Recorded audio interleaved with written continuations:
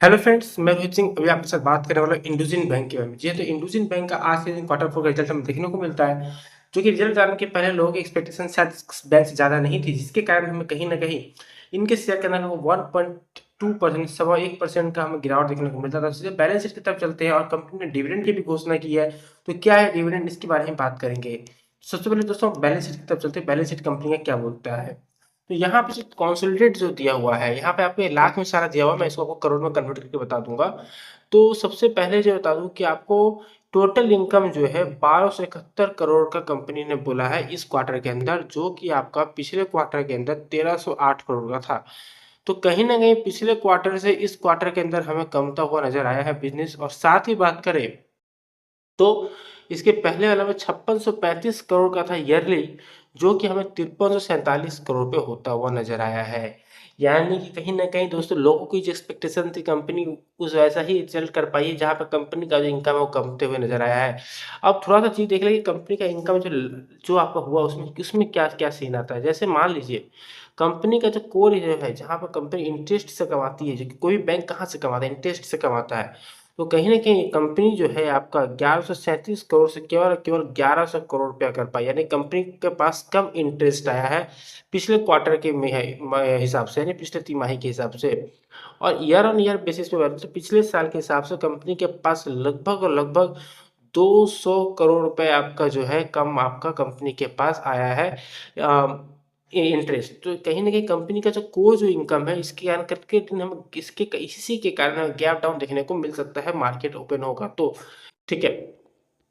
अच्छा, कंपनी की अगर बात करूँ तो कंपनी का अगर सब कुछ अगर मैं हटा दूँ कि हाँ, profit before provisions and contingencies, मतलब कंटीजेंसीज मतलब क्या होता है कि जो कभी कंपनी ऊपर कैश वगैरह ये चल रहा है, मतलब केस वगैरह चल रहा है या कुछ चल रहा है या तो कोई आरोप है या कुछ है, उसमें इसके अलावा जो बता दूँ तो सब कुछ हटाने के बाद जो है प्रॉफिट आपका बिफोर टैक्स जो है वो है कंपनी का आपका 81 करोड़ रुपए इस क्वार्टर के अंदर। पिछले क्वार्टर के अंदर जो था वो है 17 करोड़ रुपए। जी हाँ दोस्तों, तो 17 करोड़ और 81 करोड़, पिछले में 17 करोड़ था, इस वाला में 81 करोड़ है पिछले क्वार्टर के हिसाब से। अच्छा, वहीं अगर ईयर ऑन ईयर बेसिस के बारे में बात करें तो 3525 करोड़ से सीधा 1210 करोड़, यानी 3 गुना कमा है। 3 गुना जो है इनके अंदर, वन थर्ड हो गया अबाउट उनका जो आपका प्रॉफिट बिफोर टैक्स जो है। वहीं बात करें आपका कि प्रॉफिट आफ्टर टैक्स के बारे में बात करें, जहां पे कंपनी आपका प्रॉफिट कितना करती है आफ्टर ऑर्डिनरी टैक्सेस वगैरह सब कुछ मिलाकर, तो यहाँ पर जो है दोस्तों 12 से 59 करोड़ पे आती है पिछले तिमाही के हिसाब से। और वहीं आपका 257 करोड़ से सीधे कंपनी चले आती है आपका, कहाँ पर चली जाती है कंपनी, यहाँ चली जाती है आपका 88 करोड़ के ऊपर। अच्छा, यहाँ पे मैं बता दूँ 3500 करोड़ नहीं दोस्तों, यहाँ पे आपका जो है 352 करोड़ से कंपनी चली जाती है 121 करोड़ पे, जहाँ पे जो तीन हिस्सा ही है।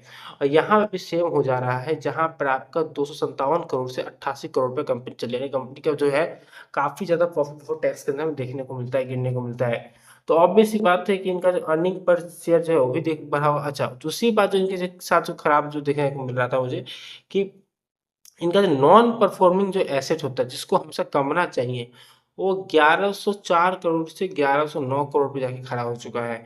यानी इस बार कंपनी का कुछ भी अच्छा हाँ, पिछले क्वार्टर के हिसाब से इस क्वार्टर में कमा है वो बात अलग है, लेकिन ईयर ऑन ईयर बेसिस पे हमें कहीं ना कहीं परफॉर्मेंस बढ़ता ही नजर आ रहा है। अच्छा, अर्निंग पर शेयर अगर देख ले तो अर्निंग पर शेयर जो है, अर्निंग पर शेयर जो है वो पिछले क्वार्टर से 1.64 से 7.63 गया है, लेकिन अगर आप देखें वन थर्ड हो जाता है आपका पिछले ईयर से इस ईयर के मुकाबले, तो कहीं यहाँ हमें कम होता हुआ नजर आ रहा है। अच्छा, अब हम स्टैंड अलोन भी देख लेते हैं, स्टैंड अलोन कंपनी का क्या कहता है। तो कंपनी का लेकिन कहीं ना कहीं मैं बता दूं कि काफ़ी ज़्यादा हम इसको देखें, जो कि कल के मार्केट में हम इसका एक रिजल्ट नज़र आएगा। मैं स्टैंड अलोन में आपको ज़्यादा समय नहीं लूंगा, स्टैंड अलोन में अगर मैं दिखाऊँ आपको तो 1307 करोड़ से 1271 करोड़ जाता है आपका टोटल इनकम, ये क्वार्टर ऑन क्वार्टर बेसिस पे। वहीं 563 करोड़ से, सॉरी 5635 करोड़ से 5346 करोड़ पे आ जाता है आपका, मतलब यहाँ भी 300 करोड़ की लगभग कमी है। और वहीं अगर प्रॉफिट आफ्टर टैक्स में सीधा चला कि प्रॉफिट आफ्टर टैक्स क्या आ रहा है, तो वहाँ पे जो है नेट प्रॉफिट जो है वो आपका 16 करोड़ से पिछले क्वार्टर इस क्वार्टर में 53 करोड़ जा रहा है। और वहीं आपका 264 करोड़ से यहाँ पे 933 करोड़ के आसपास जाके खड़ा हो, सॉरी 93 करोड़ जो है जाके खड़ा हो रहा है। तो कहीं न कहीं यहाँ पे थोड़ा-सा एक्सपेक्टेशन जो था वो टूटा है। अच्छा, अब आपको बात करते हैं कि कंपनी ने कितना का डिविडेंड का घोषणा किया है, क्या रिकॉर्ड डेट है? तो कंपनी ने, अभी तो बता दूँ कि कंपनी ने जो है ₹1.5 के आपका डिविडेंड की घोषणा की है, लेकिन आपका अभी तक इसके रिकॉर्ड डेट बारे में जानकारी नहीं दी है, क्योंकि इस प्रपोज़ल को बोर्ड मीटिंग में रखा जाएगा, अगले बोर्ड मीटिंग में, और वहाँ से रिकॉर्ड डेट निकल के आएगी। जी, जब जो रिकॉर्ड डेट आपको मैं ईज़िली बता दूँगा कि क्या रिकॉर्ड डेट होगी।